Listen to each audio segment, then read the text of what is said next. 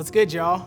My name is Solo Patterson, and I'm a personal trainer here in Dallas, Texas. Currently training out of Lift House in Uptown. I work a lot in the functional range systems, which prioritizes joint and connective tissue strength. And I've been training for about 4 years now. Instead of focusing on aesthetic goals, I really like to get my clients to think about performance and really how they're feeling and gaining habits rather than like, hey, I want to lose 10 pounds or I want to have a six-pack by this date. I think that's great, but there's so many factors that play into that we as coaches can't control.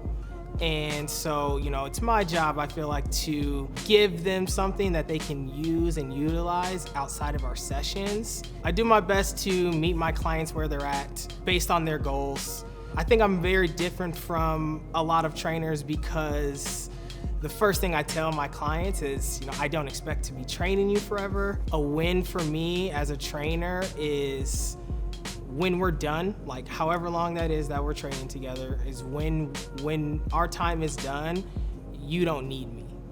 So I feel like I want to teach you things. I want to teach you how to, really take advantage of your own health rather than always having to look for a professional to motivate you or get you to, do what you really need and should be doing. My goal in starting to create content in the online environment is really, I personally don't see a lot of coaches training their clients.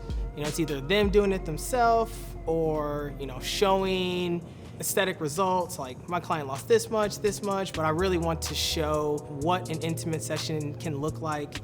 I want to teach you how to really maintain your mobility, maybe help you get out of some pain that you may be having, but really just to be a resource to turn to really learn something maybe about yourself, and not even just clients, even coaches as well, to kind of give them, maybe a new type of idea or something that they haven't thought about. Really to just be open-minded from a movement perspective and question some things, like just because you've been doing this for a long time with this client doesn't mean it's necessarily right, or maybe just a way that you didn't think about before.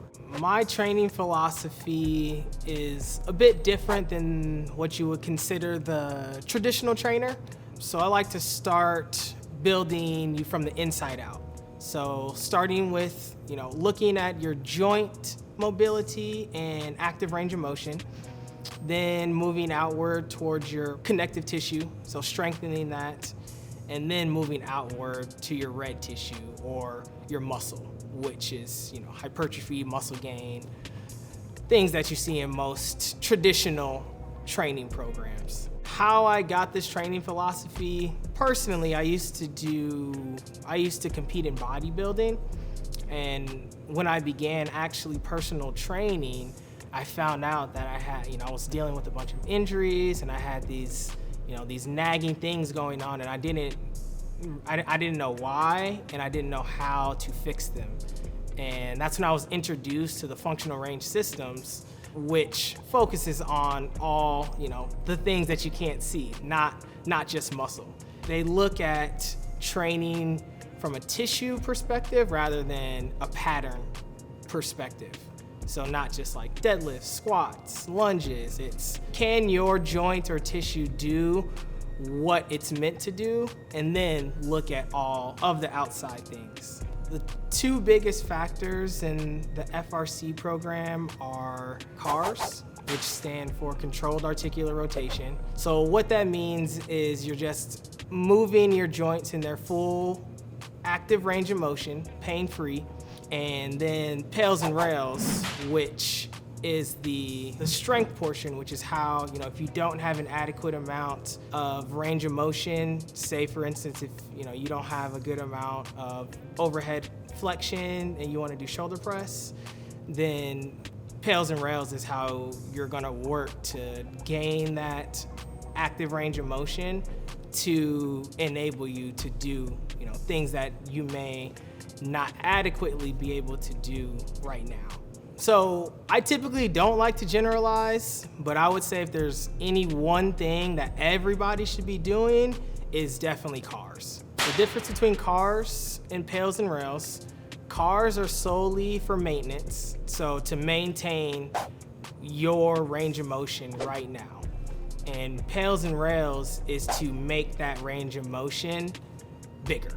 So that's why they both go hand in hand. You need cars, ideally to do every day to make sure that you're not losing your current range of motion. And then pails and rails, which are done less often, are meant to increase your active range of motion. So, as you get more range of motion, then as long as you do your cars, then you'll maintain that new range of motion. So you're not always having to increase workspace, but as long as you do your cars every day. So when I first start working with a new client, the very first thing that we need to do is a functional range assessment. And what that entails is we're looking at the passive range of motion. So how far I can, move you through a certain range of motion from a joint perspective, and then comparing that with your active range of motion, which is how far you can move it yourself. So you're never going to have as much active range of motion as passive. So what we're looking for is you can control at least 80% of that active versus passive range of motion. Now, if you don't even have the amount of passive first, then that tells me that we need to open up more space in this specific range before we can put some type of load on it. What that gives me is a blueprint basically of how you move. And from a programming perspective, it tells me what movements we should be doing and what movements we shouldn't be doing, and where we need to focus internally as opposed to externally. This type of training essentially can benefit all people, from the athlete, the college athlete, to the desk worker who hasn't really moved in 15 or 20 years, marathon runner, anything. You can benefit somehow from this type of training. Because this type of training is meant for everyone, in an assessment, I typically see people in all different types of range of motions, from hypermobile to not mobile at all, kind of runs the gamut. So in that aspect, I really just let the assessment speak for itself and don't go in with any prejudgments. Once the assessment is complete, we walk through the results that I keep on a running Excel sheet. We review what we just found, and I give my client kind of the two biggest takeaways on what I found, looking at rotation first. So if there's a rotational deficiency, say in your hips or shoulders, that would be the biggest takeaway from it. And then I explain to them from a movement and programming perspective what we should and shouldn't be doing and where we need to start from a workspace perspective, and how this is gonna help them with whatever their goals may be. So reassessing should actually happen pretty often, but I like to give at least 3 months before we do a reassessment, just to ensure that what we're doing is working, but then also give the client time to pick up their habits, AKA their cars and their homework that may be assigned to them. But three months for a reassessment is probably a good rule of thumb. Once the joint assessment is complete, then we also take the first 2 sessions to test your strength and endurance, which we will cover in a later video. But putting those 2 together is what gives us our full program on how we're gonna move forward to complete your goals. What an actual session will look like, we'll start with a bit of movement prep for your joints, And then depending on the external movements that we're planning that day, we'll go through specific connective tissue strength movements based on those external movements that we're doing today. And what that's gonna do is prime your body to be able to output the most amount when we get to those big movements.